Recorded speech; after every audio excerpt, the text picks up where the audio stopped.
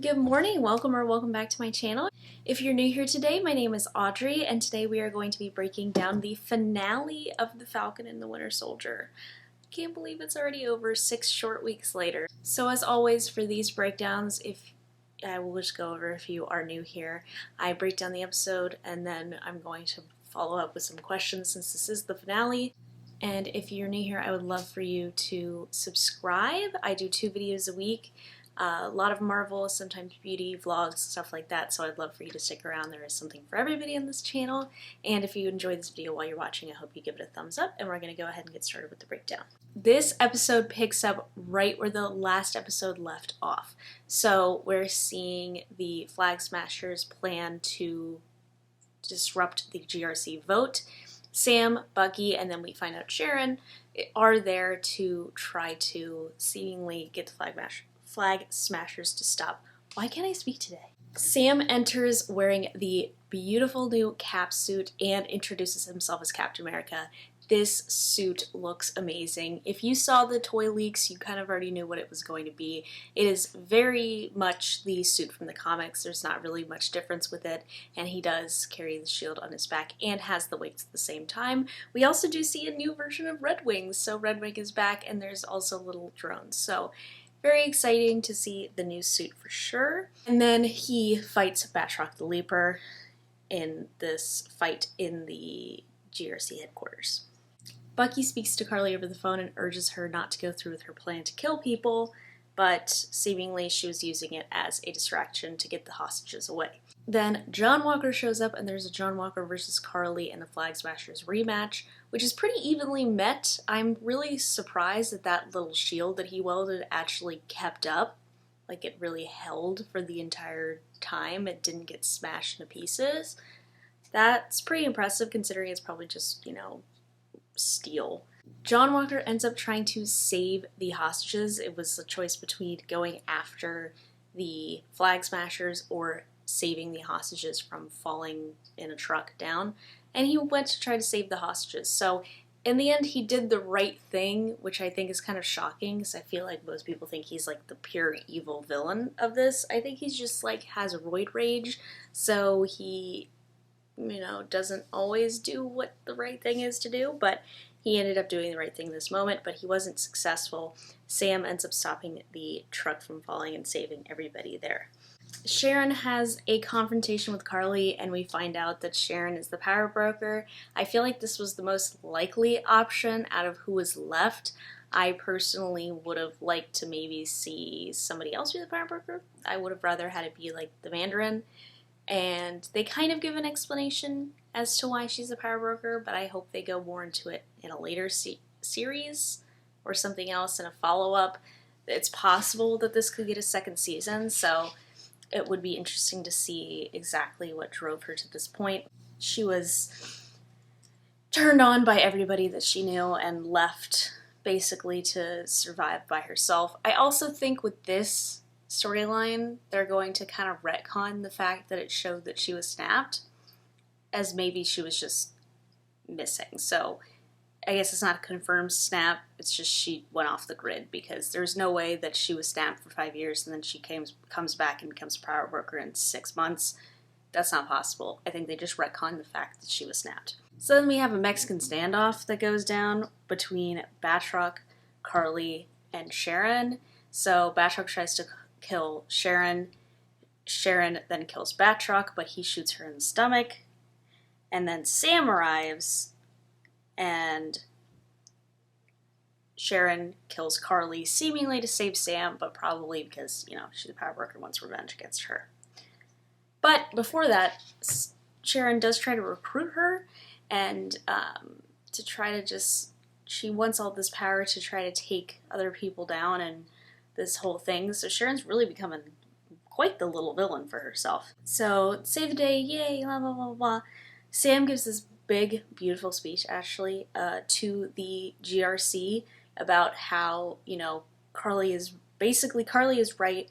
You're doing all this stuff. It's wrong. Why are you feeling this way? Do not continue with the vote. She gave her life for this cause. There's going to be others that are going to take it on if in her place. So you may as well just do what they want. So They do, seemingly, and he's introduced to the world on the news as the new Captain America. Isaiah Bradley sees this whole thing go down. There's 4 captured Flag Smashers that are going to be transported to the raft. We then cut to Zemo, and then it cuts back to the Flag Smashers. They basically plant a bomb on, not the Flag Smashers, but the transportation, the police, end up placing a bomb on the truck, and it explodes, and you see Zemo. So it's clearly it's Zemo's plan. He has power even within the raft. We cut to Contessa and John Walker's wife, and we're sitting here, all this talking, and then John Walker comes out and reveals his new U.S. agent costume, which is completely the same from the comics. So this is really setting up the whole Thunderbolts. She also makes she says a statement that, you know, when this is all over, we're not going to need a Captain America, we're going to need a U.S. agent. So, teasing some stuff in the future, and we will come back to that in the questions. Bucky comes clean about the old man's son that he killed. He goes to visit him, tells him exactly what happened, and then it shows him leaving. He finishes the book and leaves it in a wrap present with the therapist, showing that he finished the book and he doesn't need any therapy anymore, which I would argue against. Sam then goes to visit Isaiah, and then they have a conversation, and then they take him to the Smithsonian to see the Isaiah Bradley exhibit, which is part of the Captain America exhibit in the Smithsonian. Very touching moment. I cried. I thought that was beautiful. He is so thankful. There's a new statue for Isaiah Bradley and everything that's going on. It's really, really good moment in the episode. And then the end title, when the credits roll, shows Captain America and the Winter Soldier instead of Falcon and the Winter Soldier. So I was partially right, but I thought we were going to give Bucky a new identity, but I have other follow-ups on that as well, so I guess that part I was half correct, so yay. There's only one post-credits scene, and it shows Sharon Carter being pardoned, and then calling somebody on the phone and telling them that we're going to have all these U.S. secrets. It's not just super soldiers, we're going to have all these U.S. secrets and high-tech weapons and all that stuff so that she can sell them to bad people. So that's where that is going to be. And that is it. This is the finale, guys. It's over. Can you believe it? And now we have a big break until Loki. Can't believe it's like so far away. But I'll be thankful to be getting more sleep on a Friday or on a Thursday night into Friday morning. That is going to be top tier. But now I have some follow-up questions, because when a series ends, it brings more questions and answers. What does Sharon being the power broker mean? So, what is going on with Sharon? Why did she become the power broker? I understand she was kind of left out of everything, and mostly that was because of writing. People didn't like that she kissed Captain America, or she kissed Steve Rogers, so then she got written out of the entire plot. So what is this new change for her? What exactly does this mean? And now she's working within the U.S. government as going to be double crossing. Does this mean that, you know, it's kind of crazy to me, because S.H.I.E.L.D. was compromised by Hydra, and she was clearly on the side of good, and now she's just mad and evil. So, is she going to be part of Secret Invasion? That's what I would kind of think. I think she's going to be part of helping set up or create members for the Thunderbolts. Is she still going to be a Madripoor? Like, what's going on with that? Does she know the Mandarin? Like, that's pretty cool. I don't know. I just feel like her being the power broker is anticlimactic. I knew they weren't going to introduce another character. I just feel like I hope they do more with her in the future. Maybe they finally adapt some stuff from comics. Like, is it possible too that she might be a Skrull? I think that that was my biggest thing, that I feel like she was a Skrull for the longest time. And I think maybe it's possible that she still is, that she's a Skrull masquerading as Sharon Carter, who is the power broker and now is back within the US government, and that's going to be one of the catalysts for Secret Invasion. I think that's probably the most likely point.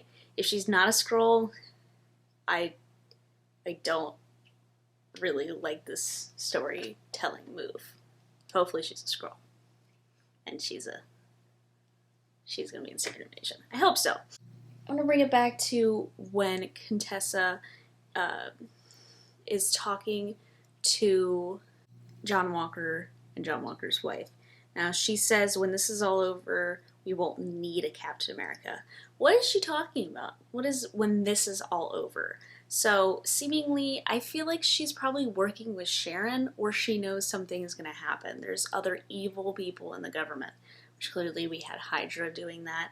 I think she's going to play a big part in Secret Invasion as well. It's possible she is a Skrull, or she's working with an evil faction of Skrulls, and she is going to kind of like be able to manipulate things around. But I think this mostly has to do with the Thunderbolts, which has been set up for a while, that they're just going to have a lot of the characters are going to be included in the Thunderbolts. We have a lot of characters to choose from characters that are still around and still in the raft. So I think it's possible that Sharon and Contessa are working together in a sort of Secret Invasion plot, but I do think Contessa's probably going to play a bigger role in setting up the Thunderbolts than maybe even Thunderbolt Ross, because we just haven't seen him yet, and we do know that he's still part of the Project Rebirth plan to still create new super soldiers, so there's always a chance for more members to join in the future. I don't think I mentioned too that Carly was killed. I was kind of shocked about this. I mean, I felt like she might have died, but I felt like she probably could have joined the Thunderbolts as well. She would have been a good member of that team. Then my last question is, what is next for Bucky? So seemingly when this show, when I thought at the beginning they were going to make him just be not the Winter Soldier. So the show ended with Captain America and the Winter Soldier. So he's still the Winter Soldier technically, like he'll still always have that. Now Bucky is good. I'm going to say he's a good character, he's a hero. I thought Bucky was going to get like a new identity persona sort of thing, like White Wolf. However, after this episode and after seeing his dynamic working with John Walker, I think it's possible that Bucky could join the Thunderbolts. And hear me out. I know he's not technically a villain, like a lot of the Thunderbolts are villains and stuff like that. However, Bucky, or the Winter Soldier, is a Thunderbolt at some point in the comics. And I think with the therapist knowing John Walker is going to play a part in the fact that, you know, his pardon mandates that he has therapy, and Bucky just decided he doesn't want to have therapy anymore.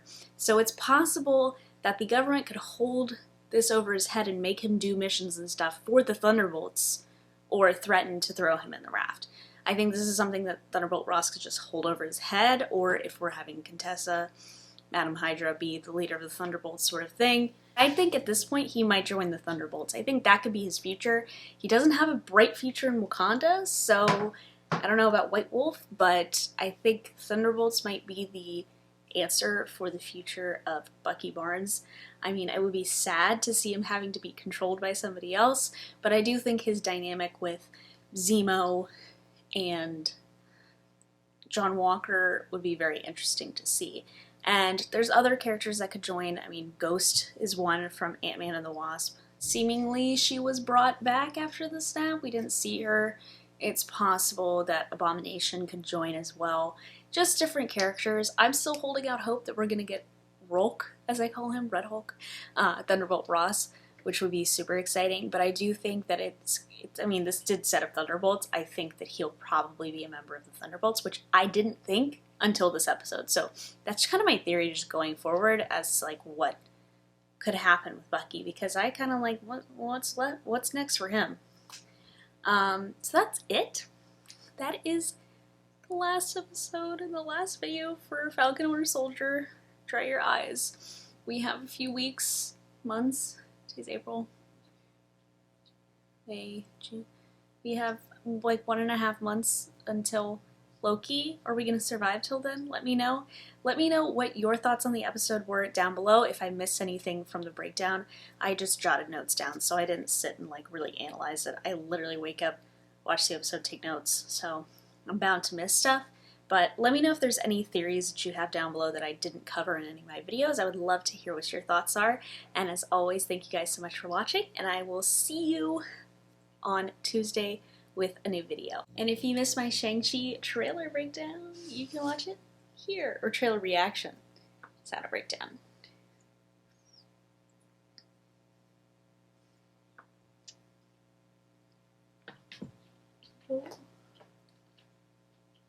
My cat is out of control.